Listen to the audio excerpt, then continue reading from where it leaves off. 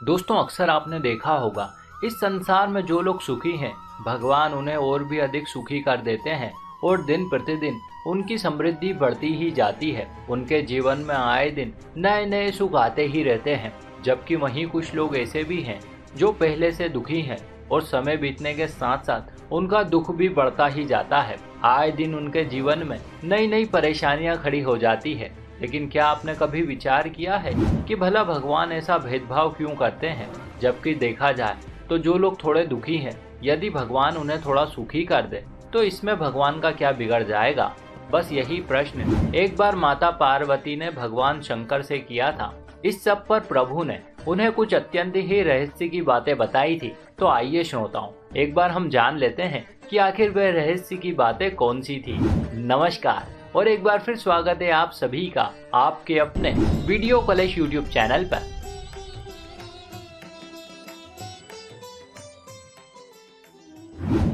कलयुग की बात है।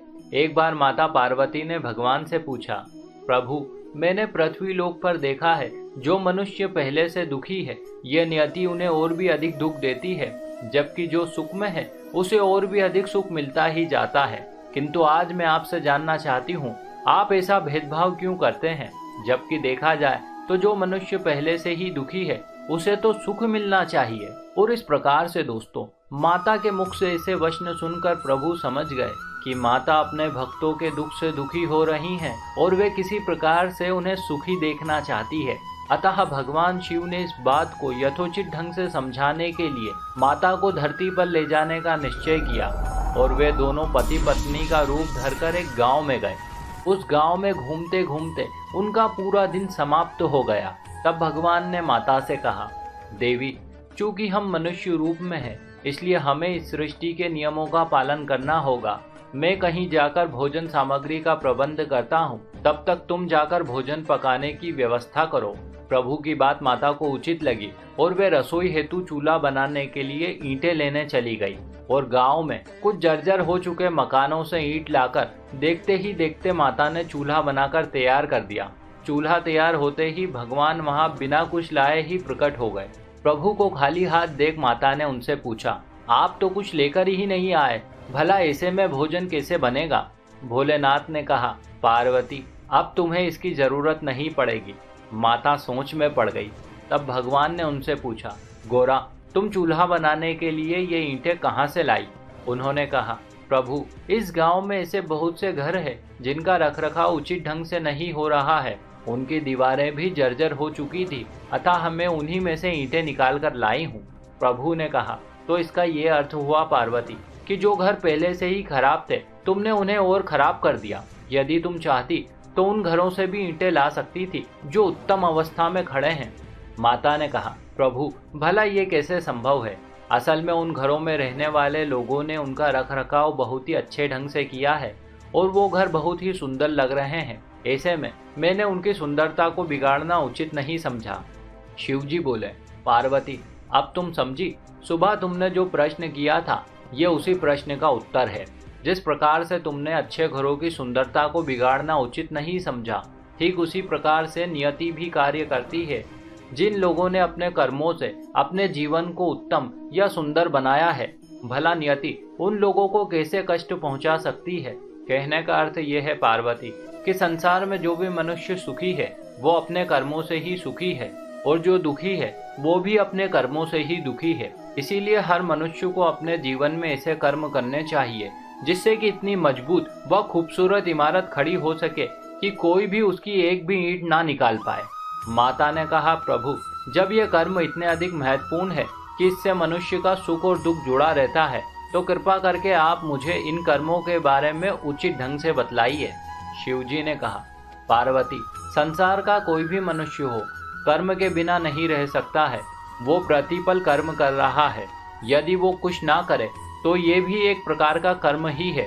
इसीलिए जीवन में कर्म का और भी अधिक महत्व बढ़ जाता है और यही आगे चलकर नियति बन जाते हैं और यही नियति मनुष्य को सुख अथवा दुख प्रदान करती है। अब मैं तुम्हें कर्मों का रहस्य बताता हूँ, तुम इसे ध्यान पूर्वक सुनो। 3 प्रकार के कर्म होते हैं, जिसमें सबसे पहला कर्म वो है जो मनुष्य अपने मन से या मन में करता है। मन में आने वाले किसी भी प्रकार के शुभ या अशुभ विचार से ही मानसिक पुण्य या पाप का जन्म होता है। भले ही कोई मनुष्य मन में उपजे कर्मों को क्रियान्वित न करे, लेकिन मन में उपजे विचारों के आने भर से ही वो पाप अथवा पुण्य का भागी हो जाता है। इसीलिए संसार के प्रत्येक मनुष्य को चाहिए कि वो मन में आने वाले बुरे विचार पर ध्यान न देते हुए केवल अच्छे विचारों पर ही गौर करे। मन अथवा विचारों को नियंत्रित करने के लिए योग और ध्यान अत्यंत ही जरूरी है। इसके बाद बारी आती है वाचिक कर्म की, और वाचिक कर्म वह है जो मनुष्य अपनी वाणी या वचनों से करता है। मन में कुछ बात आते ही बिना सोचे समझे बोल देना वाचिक पाप की श्रेणी में आते हैं। यदि आपकी बात से किसी को कष्ट पहुंचे तो इससे वाचिक पाप का जन्म होता है, जो आगे चलकर दुख का कारण बनता है।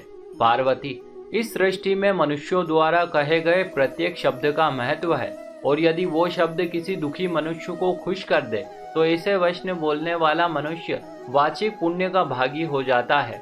इसीलिए पाप या दुख से बचने के लिए किसी भी मनुष्य को कुछ भी बोलने से पहले उचित ढंग से सोच विचार कर लेना चाहिए। अब बात करते हैं तीसरे प्रकार के कर्म की, जो इस कलयुग में ज्यादातर मनुष्य करते हैं, और वो है शारीरिक कर्म। यदि कोई मनुष्य ऐसे कृत्य करे जिससे कि किसी अन्य मनुष्य, पशु पक्षी या प्रकृति को चोट पहुंचे, तो ऐसा कृत्य पाप की श्रेणी में आता है, जो आगे चलकर उक्त मनुष्य के लिए दुख का कारण बनता है।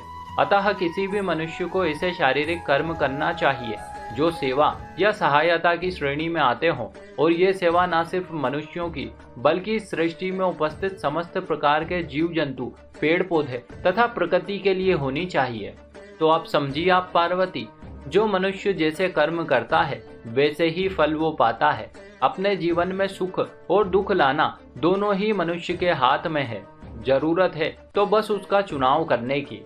और इस प्रकार से दोस्तों, भगवान ने माता के माध्यम से संसार को सुखी होने का रहस्य बताया था। आशा करते हैं आपको हमारा ये छोटा सा प्रयास जरूर अच्छा लगा होगा। ऐसे और भी वीडियो देखने के लिए अभी सब्सक्राइब करें वीडियो कलेश यूट्यूब चैनल को। आप सभी दोस्तों का बहुत बहुत धन्यवाद।